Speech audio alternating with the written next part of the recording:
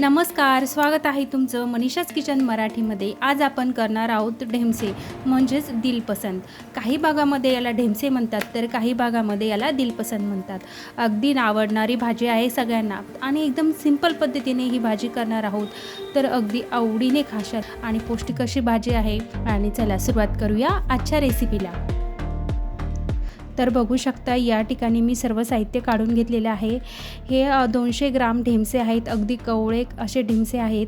मी स्वच्छ धुवून घेतलेले आहेत आणि एक टोमॅटो घेतलेला आहे, 6 ते 7 लसूण पाकळ्या, 6 ते 7 हिरव्या मिरच्या, एक कांदा आणि अर्धा वाटी हरभरा डाळ आहे। मी 1 ते 1.5 तास भिजवून घेतलेली आहे। आपण आता हे सर्व साहित्य आहे ते आधी कट करून घेऊया। तर सर्वात आधी आपण जे ढेमसे आहेत ते कापून घेऊया। अगदी बारीक साईजमध्ये आपल्याला हे कापून घ्यायचे आहे। बघू शकता किती कवळं असं हे ढेमसं निघलेलं आहे। बघतानीच आपण त्याला असे हलके, वजनाला हलके असेल असे ढेमसे बघून घ्यायचे आहेत, म्हणजे ते कवळे निघतात। तर बघू शकता या ठिकाणी आपलं हे ढेमसे एकदम कवळं निघलेलं आहे। हे आपण एकदम बारीक असं कट करून घेऊया। आता एक कांदा घेतलेला आहे, हाही आपल्याला मीडियम साईजमध्ये कट करून घ्यायचा आहे।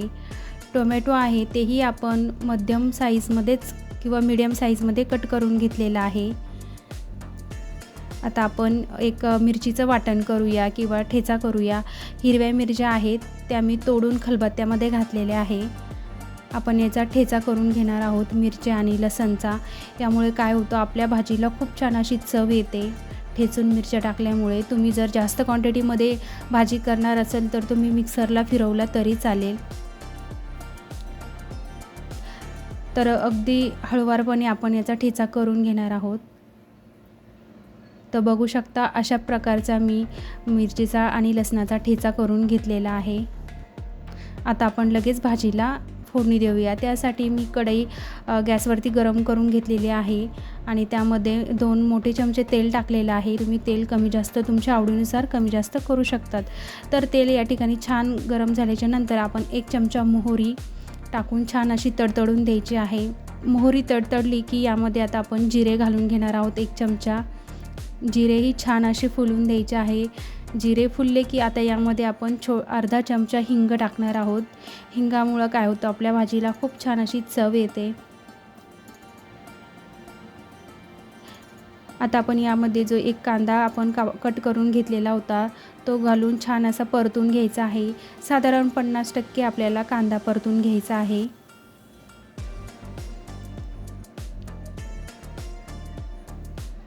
तर बघू शकता या ठिकाणी 50% आपला कांदा परतून झालेला आहे। आता यामध्ये आपण हिरव्या मिरचीचा ठेचा घालून घेणार आहोत।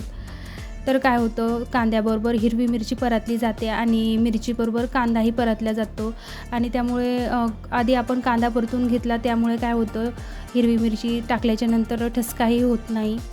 तर ह्या 2 गोष्टी आपल्याला उपयोगात येतात। तर घरात लहान मुले असेल तर ठसका होऊ नये म्हणून ही ट्रिक आपण वापरलेली आहे। आता यामध्ये कट करून घेतलेला टोमॅटो टाकलेला आहे। टोमॅटोही मी मध्यम साईजमध्ये कापलेला आहे, जास्त गाळ आपल्याला यामध्ये नको।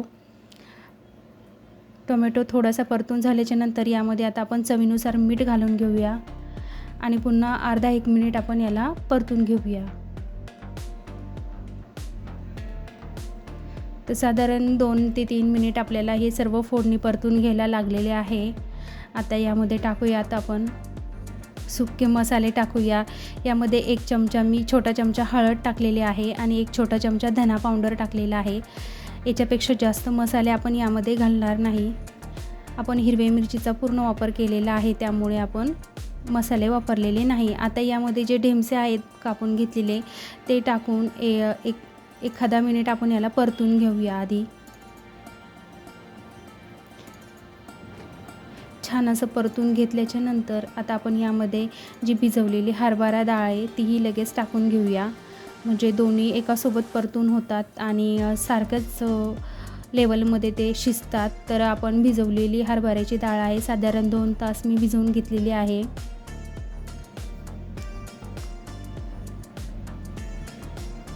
आता आपण हे छान 2 ते 3 मिनिट परतून घेतलेलं आहे। आता यामध्ये आपल्याला सुकी भाजी बनवायची आहे, त्याच्यामुळे आपण पाण्याचा वापर जास्त करणार नाही. थोडीशी डाळ आणि ढेमसे शिजतील इतकंच मी अगदी अर्ध्या कपालाही अर्धा कप पाणी टाकलेलं आहे.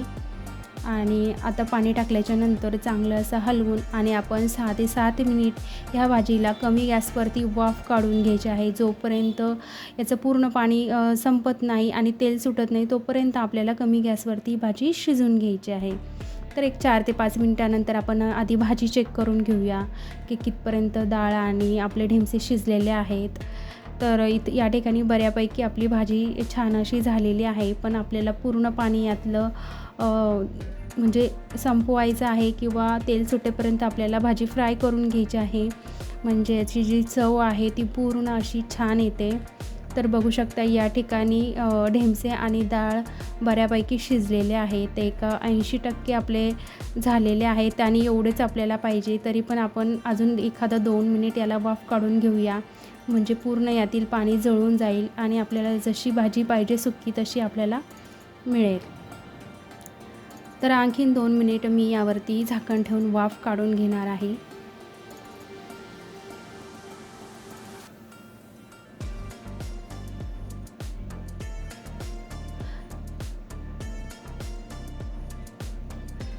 तर बघू शकता या ठिकाणी मी झाकण काढून पाहिलं तर पूर्ण आपली भाजी तयार झालेली आहे. तर या ठिकाणी मी थोडीशी कस्तुरी मेथी हाताने चोळून टाकलेली आहे, त्याच्यामुळे आपल्या भाजीला खूप छान अशी चव येते. आणि फायनली आपली भाजी तयार झालेली आहे. आता आपण एका प्लेटमध्ये ती काढून घेऊया.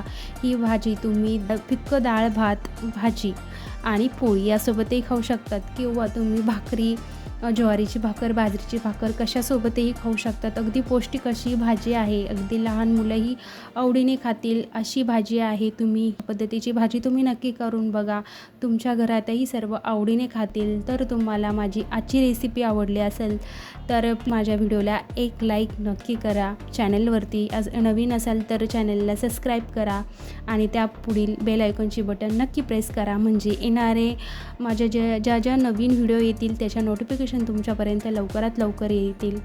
आणि शक्य होईल तेवढं शेअर करा. तर भेटूया पुढच्या व्हिडिओमध्ये, तोपर्यंत धन्यवाद.